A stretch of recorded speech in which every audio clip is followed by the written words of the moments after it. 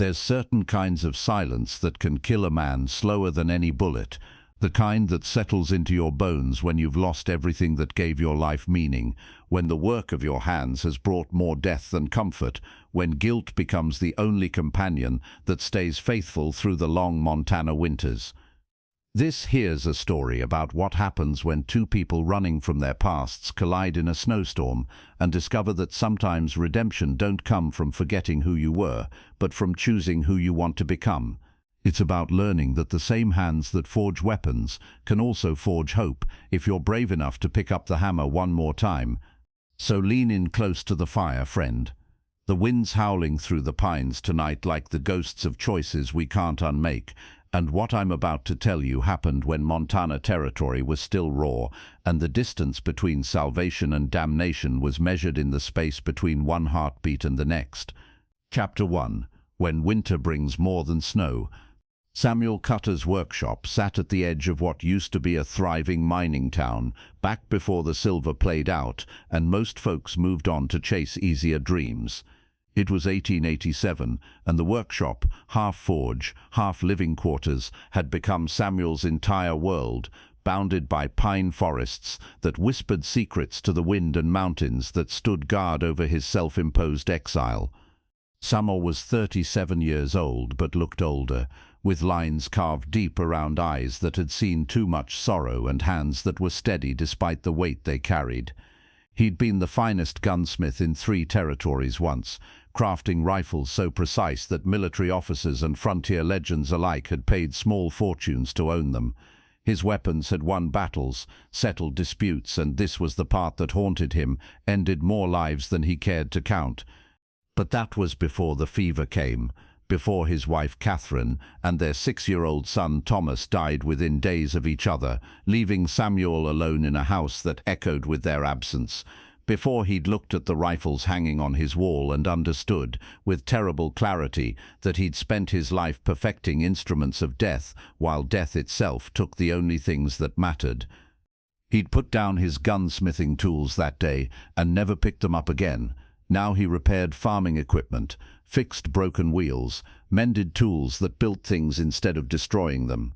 It wasn't redemption. Samuel knew he was past that, but it was something like penance. The workshop was spare but well kept, warmed by the forge that Samuel kept burning through the winter months. The walls held tools of every description, organized with the precision of a man who found comfort in order when his inner world was chaos. In one corner stood a workbench where Catherine had once sat mending clothes while Thomas played at her feet, but Samuel never looked at that corner anymore. The storm that brought Maggie Hale into his life arrived on a February evening when the temperature had dropped so low that breath froze before it left your lungs. Samuel was banking the forge for the night when he heard something that made him pause, a sound that might have been wind, might have been wolves, might have been nothing at all. But Samuel Cutter hadn't survived 37 years on the frontier by ignoring instincts that whispered danger. He pulled on his heavy coat, grabbed his lantern, and stepped out into a world gone white with driving snow. He found the stagecoach about a mile from his workshop, overturned in a drift with one wheel still spinning slowly in the wind. The horses were gone, either freed or stolen. The driver lay dead in the snow, frozen stiff with a bullet hole in his chest. Of the passengers, there was no sign until Samuel's lantern caught something dark against the white, half buried in a snowbank. She was still breathing, barely, scared, her lips blue with cold, and her fingers clutched around a leather satchel like it contained her last hope of survival. She wore what had once been a fine wool cloak, now torn and soaked through, and her dark hair was matted with snow and blood from a gash on her temple. Samuel didn't hesitate. He'd seen enough death to know when someone was dancing on its edge, and this woman, whoever she was, wouldn't last another hour in this storm. He wrapped her in his coat, tucked her against his chest, and began the hard trudge back to his workshop, the wind fighting him for every step. By the time he kicked open his door, Samuel was exhausted and the woman was unconscious, her breathing so shallow he had to press his ear to her chest to be sure she was still alive. He laid her on the cot near the forge, stripped away her wet clothes with clinical efficiency, and wrapped her in every blanket he owned. Then he stoked the fire until the forge roared like a living thing, filling the workshop with heat that might be enough to pull her back from the cold's embrace. Anxious for 3 days, Samuel tended her with the same careful attention he'd once given to his dying wife, though this time with more hope and less helplessness. He spooned warm broth between her lips when she was conscious enough to swallow. He changed the bandage on her head wound. He sat up through the long nights, watching to make sure she kept breathing, that the fever that came didn't burn too hot or the chills that followed didn't shake her apart. On the 4th morning, she opened her eyes and looked at him with confusion that slowly cleared into wiriness. "Where am I?" Her voice was rough from disuse, but educated, the accent of someone who'd learned to speak properly in places far from Montana territory. "My workshop," Samuel said, keeping his voice gentle as he would for a spooked horse. "Found you near an overturned stage. Driver was dead. You're lucky to be alive." She tried to sit up, then gasped at the pain in her head and the weakness in her limbs. Samuel helped her lean back against the pillows he'd fashioned from grain sacks. "The others?" she asked, worried. "No sign of them. Tracks suggested they were taken, maybe by whoever ambushed the stage, but the snow covered everything pretty quick." She closed her eyes, painful, and Samuel saw tears leak from beneath her lids.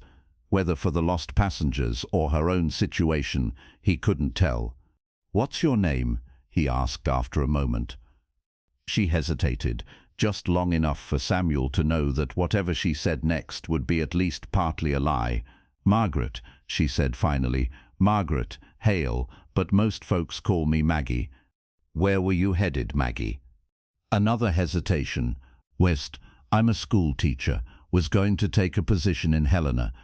Samuel nodded slowly, noting the fine stitching on her ruined cloak, the cultured way she held herself despite her weakness, the calluses on her hands that suggested more writing than manual labor. A school teacher, maybe, but not just a school teacher. "Well, Miss Hale," he said, standing and moving to ladle some soup into a wooden bowl, "out here, names can wait until you're ready, and stories can keep until you're strong enough to tell them proper." He saw relief flash across her face before she hid it behind a tired smile. "Thank you, Mr. Cutter. Samuel Cutter, and you're welcome." Chapter 2. When Silence Becomes Companionship.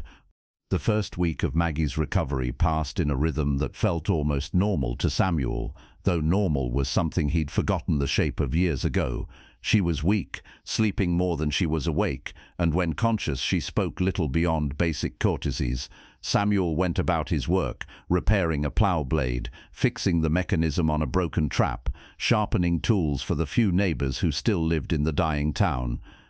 But he was aware of her presence in a way that unsettled him. The workshop that had been his solitary refuge now held another person's breathing, another heartbeat, the rustle of blankets when she shifted in her sleep. It should have felt like an intrusion. Instead, it felt like the house had remembered how to be alive. By the second week, Maggie was strong enough to move around, though she tired easily. Samuel expected her to ask about leaving, about getting to Helena, or back east or wherever she was really trying to go. Instead, she began quietly making herself useful. He'd come in from chopping wood to find the workshop swept clean. She'd organized his supplies, putting things away with a sense of order that matched his own. She cooked simple meals from his meager supplies, and somehow the beans and bacon tasted better than they had in years.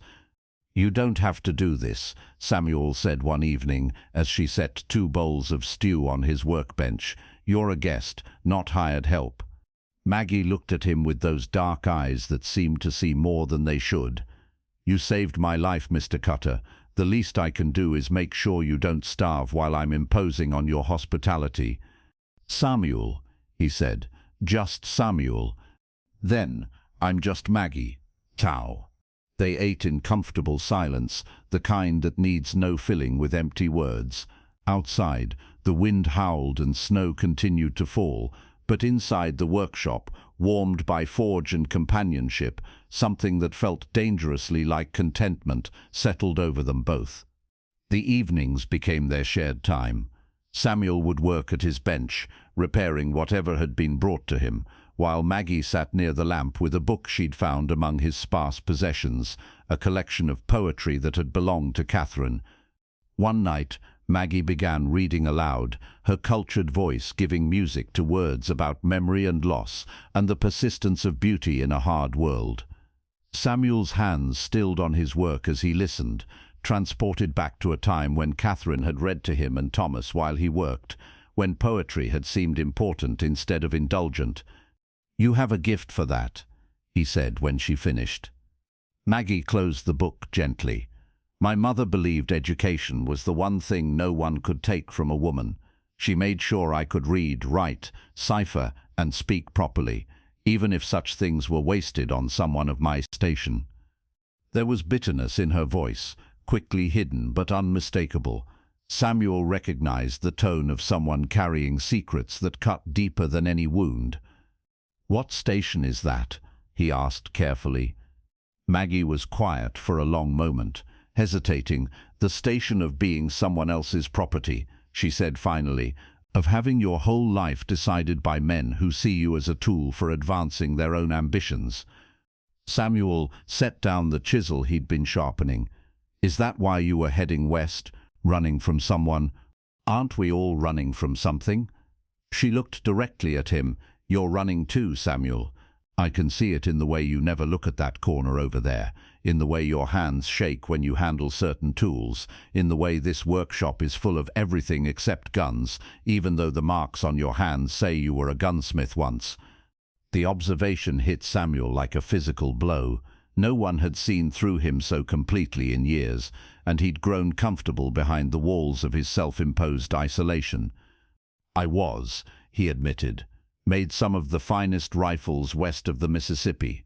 Men killed each other trying to own my weapons. Military contracts, private commissions, even had a few outlaws commission pieces before I wised up to who they were." "Why did you stop?" Samuel stood and walked to the forge, staring into its glowing heart. "Because my wife and son died of fever while I was at a gun show in Denver, selling instruments of death to men who'd use them to make more widows and orphans. By the time I got home, they were already buried, and I realized that I'd spent my whole life perfecting ways to end life, while life itself slipped through my fingers when I wasn't paying attention."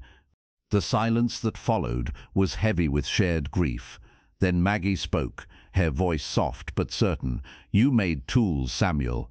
Men chose what to do with them. A rifle can feed a family or start a war. The sin isn't in the making, it's in the choosing."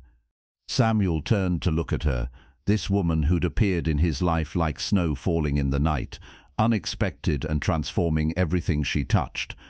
"Maybe," he said, "but I can't help wondering how many died by weapons I crafted, how many Catherines and Thomases lost their husbands and fathers because I was so damn good at my trade." Maggie stood and crossed to him, placing a hand on his arm with surprising familiarity. "You can't carry the weight of every choice ever made with the tools you created.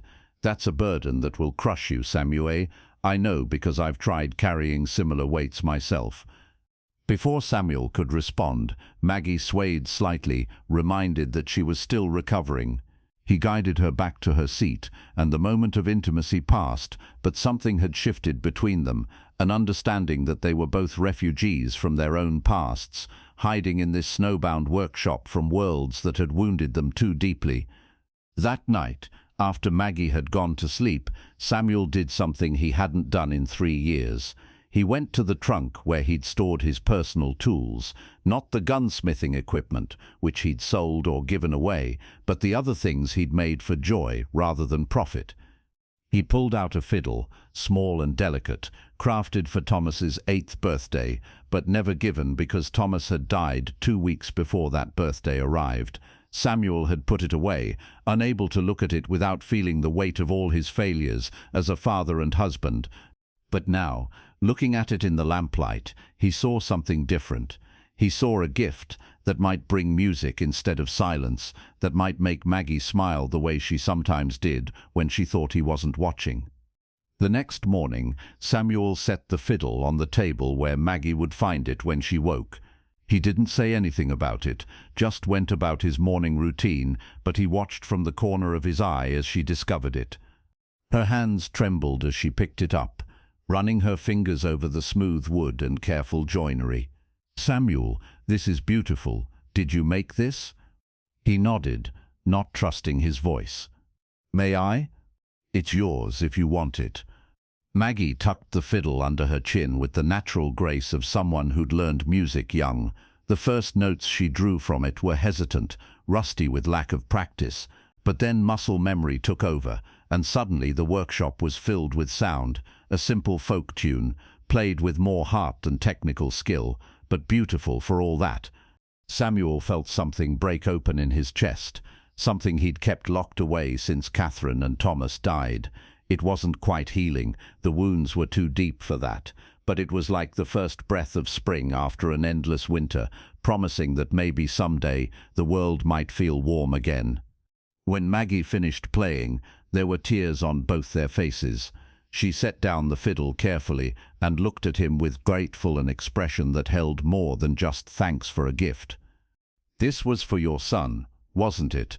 Empathetic, munderindokens te pot post, post in Groldemunder Prothenland, what a node kintist prates, postin by zy node, muntel bo, munderprotin te tubin to thenist protauv, pot the app, munderindokens te pot, munderprotin te tubin to the mol. Was supposed to be. Never got the chance to give it to him. Thank you for trusting me with it. Sincere Tor." From that day forward, music became part of their evenings. Maggie would play, sometimes folk tunes, sometimes pieces she remembered from her education, sometimes just improvisations that filled the silence with sound and feeling. And Samuel would listen, his hands busy with his work, but his heart finally beginning to remember what it felt like to be whole. 3 months passed like snow melting in spring. The worst of winter began to give way, and with it the isolation that had kept the world at bay. Samuel knew he'd eventually need to go into town for supplies, knew that the moment he did, questions would be asked about the woman living in his workshop. But he kept putting it off, content in the small world they'd built together, afraid that the outside world would shatter this fragile peace they'd found. Chapter 3. When Truth Comes Calling. The trip to town couldn't be postponed forever.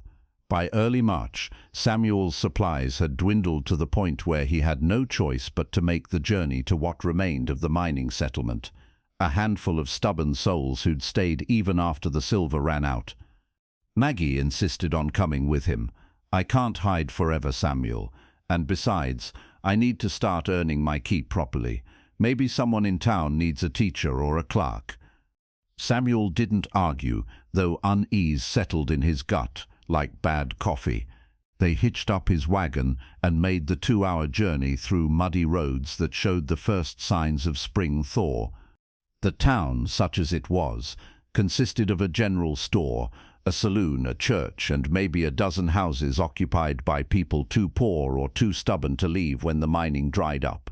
Samuel pulled the wagon up to the general store, where old Peterson still sold supplies at prices that reflected the town's desperation rather than actual value. Samuel Peterson called out as they entered, his weathered face showing genuine pleasure at seeing another human. "Ain't seen you since before the big snows. Thought maybe you'd frozen solid out there."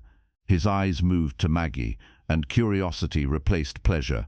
"And who's this?" "Miss Hale," Samuel said carefully. "She was in the stagecoach that got ambushed back in February. I've been helping her recover." Peterson's eyebrows climbed toward his receding hairline. "That your stage? Heard about that. Sheriff said everyone was killed or taken." "Everyone but me," Maggie said quietly. Sad. As Samuel and Peterson discussed supplies, Maggie wandered the small store, examining the sparse goods with the careful attention of someone who'd learned to make do with little. She was looking at a display of penny dreadfuls and old newspapers when a voice from the doorway made Samuel's blood run cold. Well, I'll be damned. Sneering.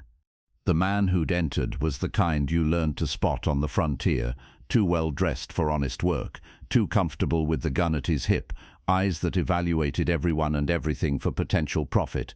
A bounty hunter, Samuel realized with sinking certainty. The man was staring at Maggie with recognition and greed. "You're a long way from Philadelphia, Governor Hale's daughter." Maggie had gone pale, scared, but she lifted her chin with defiant pride. "You're mistaken." "Oh, I don't think so. Your daddy's had men looking for you for months. Lots of folks interested in bringing back the governor's runaway bride, especially with that reward he's offering." The bounty hunter's smile was ugly. $500 for Margaret Hale, returned safe to her fiancé. The store had gone silent. Peterson was staring at Maggie with new eyes, and Samuel felt the weight of revelation settling over him like a blanket of snow. "Is this true?" Samuel asked, though he already knew the answer. Maggie's eyes filled with tears. "Painful. Samuel, Miss Hale is under my protection," Samuel interrupted, stepping between her and the bounty hunter. "And she's not going anywhere she doesn't choose to go." The bounty hunter laughed. "That's real noble of you, old man, but she's not yours to protect. She's engaged to State Senator Bradford, and her father wants her back for the wedding. Law's on my side here." "Law might be on your side," Samuel said quietly, his hand resting near the knife at his belt, "but law's a long way off, and we handle things different out here. Miss Hale says she doesn't want to go back. That's good enough for me." The bounty hunter's hand moved toward his gun, and for a moment, violence hung in the air like the smell of coming thunder. But Peterson spoke up from behind his counter, his old shotgun suddenly visible in his hands. "Samuel's right. Lady says she doesn't want to go. She doesn't go. That's Montana law, far as I'm concerned." The bounty hunter looked between them, calculating odds he didn't like. "This ain't over. Governor Hale's got resources, and he's determined to get his daughter back. I'll be watching." He left, but his threat lingered in the air like smoke. Samuel and Maggie gathered their supplies quickly and headed back to the wagon in tense silence. It wasn't until they were an hour out of town, the workshop visible in the distance, that Maggie finally spoke. "I'm sorry." Her voice was small, broken. "I should have told you from the beginning. I was going to, but then I was afraid you'd send me away." Samuel kept his eyes on the road. Governor Hale's daughter, engaged to a state senator.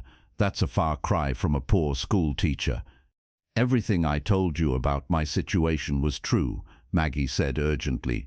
"My father arranged my engagement to Senator Bradford without asking me.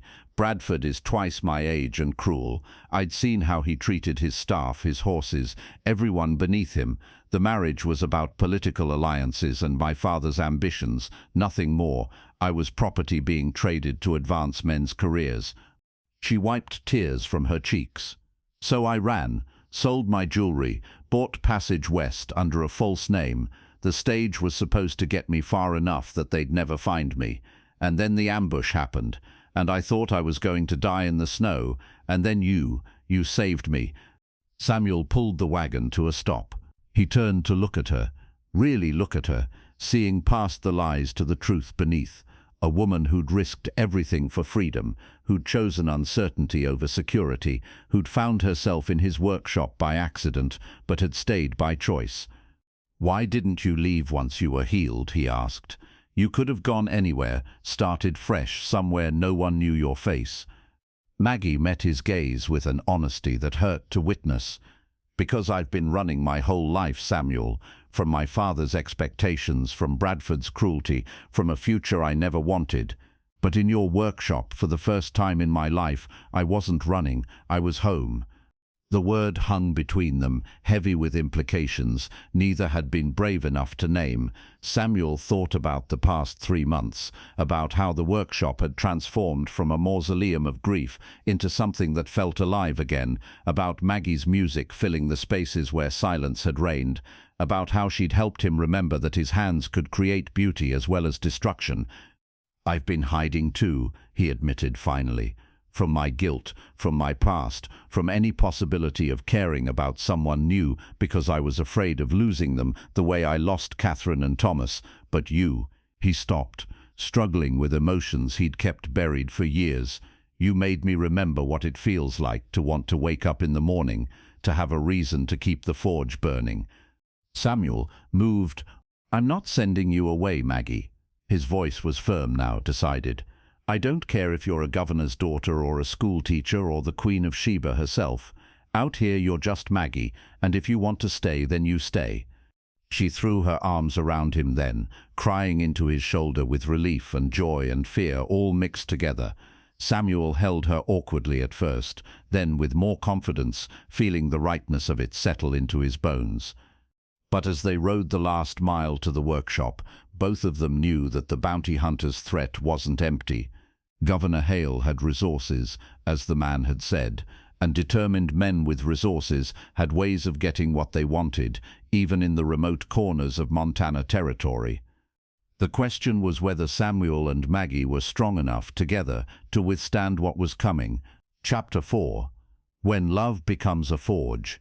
2 months passed with deceptive calm. Spring arrived properly, melting the last of the snow and painting the valley green. Samuel went back to his work, but now with Maggie as his partner. She kept the books, dealt with customers, and slowly began teaching reading to the few children who lived in the scattered homesteads around the dying town. They didn't speak directly about what was growing between them, but it was there in every shared glance, every accidental touch, every evening spent together by the forge's light. Samuel had begun crafting again, not weapons but useful things. A new plough blade for Peterson, hinges for the church door, tools that built up instead of tearing down. And he'd started work on something else, something he kept covered with a cloth whenever Maggie was in the workshop. A cradle, crafted with all the skill he'd once poured into rifle mechanisms, carved with patterns of pine trees and mountains that spoke of the place they'd made their home. The armed men came on a Tuesday morning in late May, when the world was warm and the valley smelled of pine and wild flowers. There were 2 of them, harder and more dangerous than the bounty hunter had been, professional retrievers hired by men with money and no patience for failure. Maggie was in the garden behind the workshop when they rode up. Samuel was at his forge, working on a set of door hinges, when he heard the horses and looked up to see Trouble wearing spurs and carrying enough firepower to start a small war. Samuel Cutter, the lead rider, was tall and thin, with eyes like chips of blue ice. "That's right. We're here for Miss Margaret Hale. Been informed she's staying here. We got papers from her father, legal and proper, authorizing us to bring her back to Philadelphia." Samuel set down his hammer carefully, his mind racing through options that all ended in bloodshed. "Papers don't mean much out here. Lady doesn't want to go. She doesn't go." The thin man smiled without humor. "That's where you're wrong, friend. Law's the law, even in Montana, and we're authorized to use whatever means necessary to fulfill our contract." That's when Maggie appeared from around the side of the workshop. She was wearing a simple dress she'd sewn from cloth Samuel had bought, her hair tied back with a ribbon, dirt on her hands from the garden. She looked nothing like a governor's daughter, and everything like someone who'd found where she belonged. "I'll speak for myself," she said, her voice steady despite the fear Samuel could see in her eyes. The thin man dismounted, his hand resting casually on his gun. "Miss Hale, your father's been worried sick. Senator Bradford's been asking after you. Time to stop this foolishness and come home where you belong." "Home?" Maggie's voice was sharp as broken glass. "I've never had a home in Philadelphia. I had a prison with expensive wallpaper and a father who saw me as currency to be spent on political advancement." "That's mighty ungrateful talk, considering all your daddy's done for you," the second man said, dismounting as well. "Raised you proper, gave you education, found you a good match." "Found me a tyrant who treats people like property," Maggie interrupted. "A man who would own me the same way he owns his horses, something to show off and break to his will." Samuel had been slowly moving toward the workshop door, anxious toward the rifle he'd sworn never to touch again. But before he could reach it, Maggie spoke again, and her words stopped him in his tracks. "My name," she said clearly, looking directly at the hired men, "was Margaret Hale. But Margaret Hale died in the snow the night that stage was ambushed. The woman standing before you is Maggie Cutter, and no law or paper or amount of money will drag her back to a life she never chose." The thin man's eyes narrowed.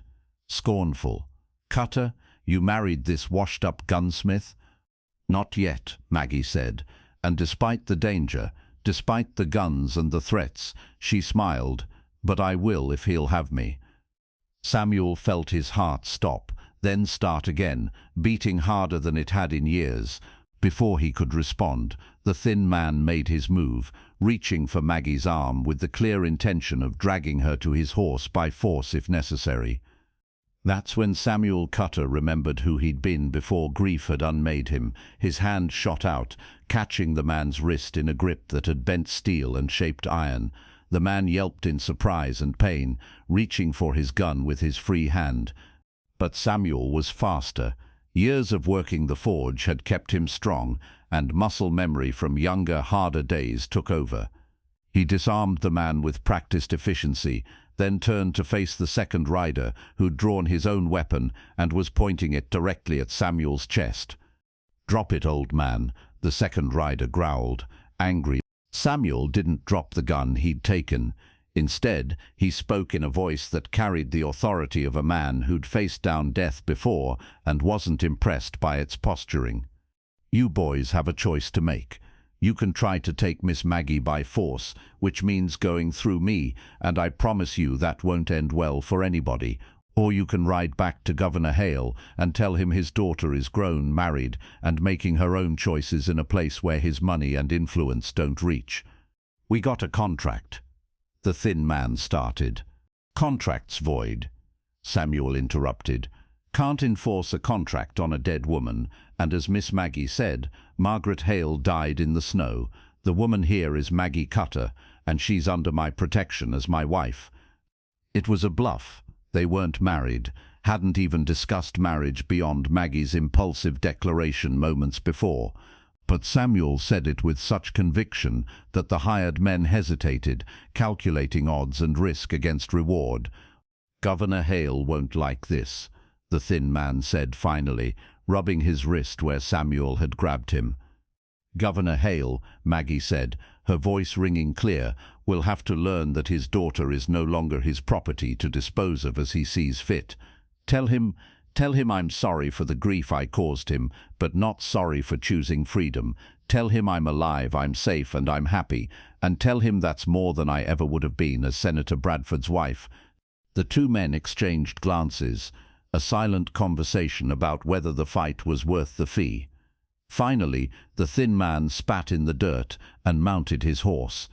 "Your funeral," he said, looking at both of them. "When Bradford finds out you've married some frontier nobody, he'll make your life hell." "He's welcome to try," Samuel said calmly, "but he'll find Montana Territory a long way from Philadelphia, and we take care of our own out here." The men rode off without another word, disappearing down the road in a cloud of dust and defeated ambition.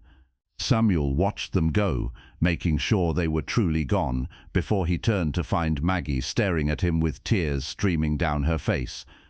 "Did you mean it?" she asked. About being my husband?"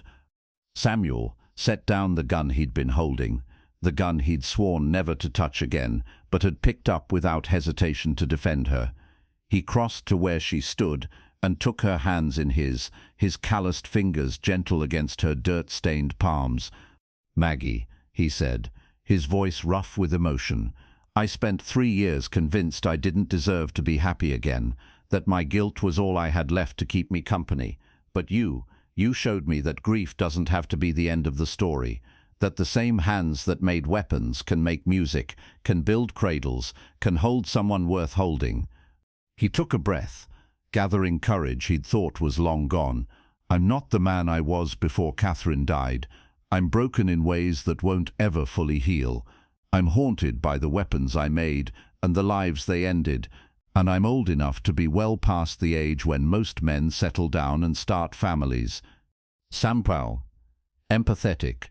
But he continued, if you'll have me broken pieces, haunted nights, and all, I swear I'll spend every day trying to be worthy of the gift you've given me, the gift of remembering what it feels like to care about tomorrow, of wanting to wake up in the morning, of believing that maybe, just maybe, I can forge something beautiful from the broken pieces we've both been carrying.